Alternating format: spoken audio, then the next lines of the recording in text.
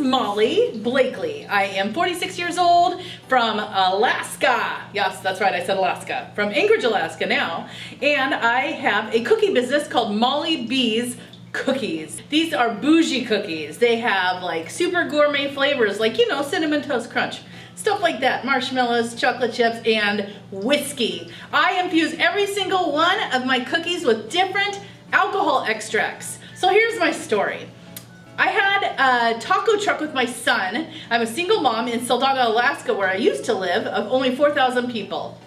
We were having a great time. The taco truck business was going great, but people kept saying, do you have something really like sweet or something besides just a halibut taco? And I was like, huh. So I went home and I was like, you know what? I should probably just make some cookies. Well, I had just sold a 200-seat bar and restaurant in Alaska, and I had all this extra booze in my garage. When you sell a bar in Alaska, you're not allowed to take the alcohol and transfer it to the next person. You actually have to take it with you when you go. So I knew I had a pivotal moment in my life. I could either have a rager of a party or I could do something really smart. So I started literally dumping alcohol into the cookie batter. And I'm like, it'll cook out, it'll be fine. So the first day were brandy cookies with apricot and macadamia nuts, and then we put in some white chocolate. They sold in like 10 minutes. And I'm like, huh.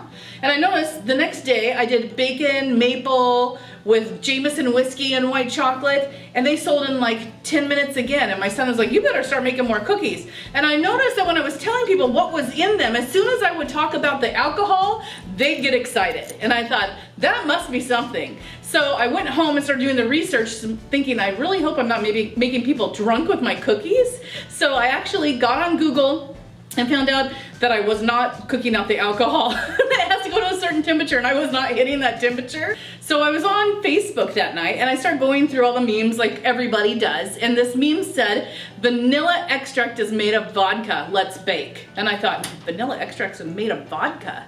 So I got on YouTube and Google and everything and figured out the science of how to make extracts. So I figured out how to make every single booze into an extract with my Instapot at my house. And in 3 days, every booze in my garage had been turned into an extract. So all the alcohol was actually cooked out of all the different boozes, but you had this amazing flavor of rum, Jameson whiskey, Fireball whiskey, Kahlua, vodka, and so I just started dumping them in my cookies. Well, the season came and went when it came to the actual time for the food truck business to be done, because winter was setting in.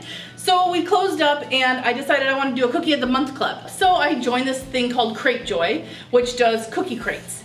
And I started doing these different kind of Cookie of the Month Club, and it was a different cookie every week or every month, and it was a lot of fun. I had like 20 dozen a week, and I was happy doing that. Like, I'd get 20 people here, 20 people there, and all of a sudden, like overnight, it was 40 dozen a day. And we were still doing it out of my house.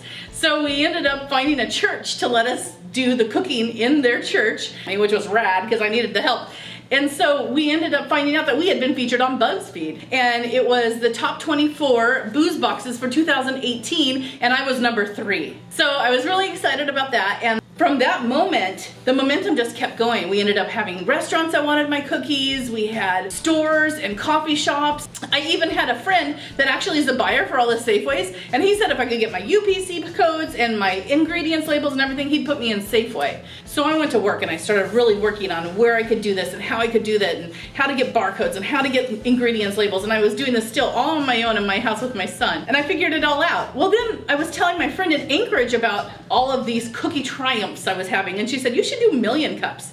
And I had no idea what that was. I'm like, what is Million Cups? She said, it's where you go and pitch just like you're pitching to Shark Tank. So I go to Million Cups, I sign up, I go there, hand cookies out to everyone, did my pitch. I had a PowerPoint presentation, my first one ever, and at that pitch a woman came up to me and handed me her card, and she said, my name is Whitney and I am with the Brown Jug, and we are a big box store in Alaska and we'd like to carry your cookies, can you do it? I'm not gonna tell this woman no, so I said sure. So we drove 4 hours back to Soldotna where we were living, cooked for 8 hours, then got my cookies, drove them up, dropped them off, 21 cases to the Brown Jug, turned around, drove home. Everything was going fine. So I did it. I was like, victory, it's done. That was cool. 2 days later, they had sold out. They called me and said, holy cow, Molly, your cookies are going like crazy. We're gonna go ahead and do a double order this time. And I'm like, Fantastic. So I realized really quick that I needed to move to Anchorage. So my son and I started getting things ready to go to move to Anchorage, and I needed to find a kitchen in Anchorage to use.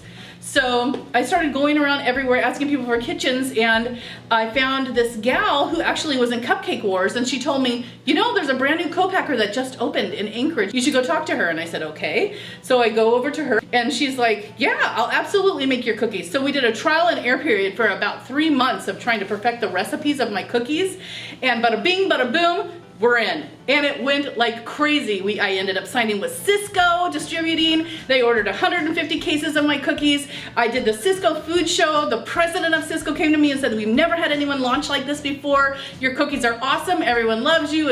You were the hit of the show, Molly. And I said, can I get that on video? Hi, I'm Mike Fiesiak, president of Sysco Alaska, and Molly B's cookies were the hit of the show.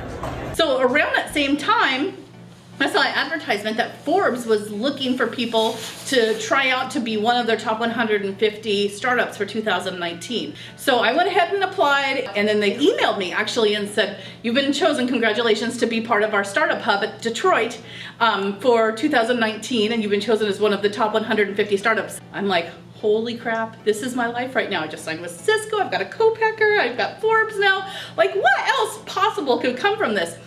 Then I met all these cool influencers that were all like shouting out my cookies at the Forbes event, and it was like, this is so cool. So I get home and I start talking to Chef Brian Duffy, who's a Food Network star, and he says to me, you know, Molly, I love what you do. I love your cookies. Why don't you send me some? I said, okay. So I sent him some. He blasted them off on his social media again, and he's like, these are damn good cookies. I'm like, I know, right? I tried to tell you, like, they're good.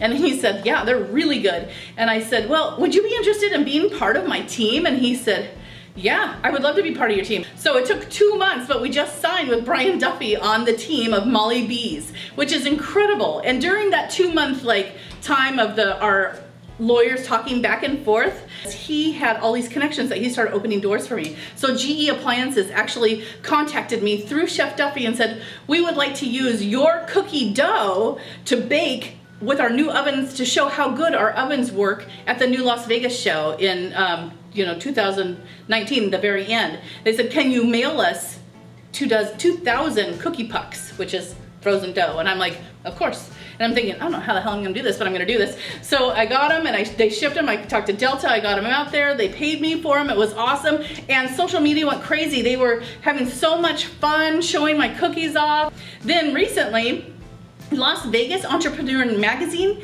they actually reached out to me and did a 2-page interview with me about my cookies. And since that happened, several outlets in Las Vegas are interested in carrying my cookies.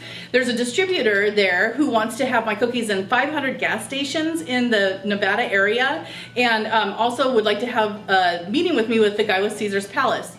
So I thought, this is all great and dandy, but I need to absolutely get a co-packer in the lower 48. So I started doing my research, and I found a couple. And now I thought that probably the best way to do this is to sandwich in, like get one on the East Coast, one on the West Coast, and work my way in that way. I had never heard of a food broker before until like literally a month ago. So I started talking to all these different people, and they're like, who's your food broker? And I'm like, what in the hell is a food broker? So I ended up doing research, and I found a food broker who actually works with a distributor, UNFI, that I'm going to be working with already. So that's all working, and I got a co-packer out of Vancouver, Washington, who's literally a half an hour from the food broker I'm using in the West Coast. So it's just literally all coming together. The momentum is awesome. I have 7 national brands that have endorsed me, and it's been amazing.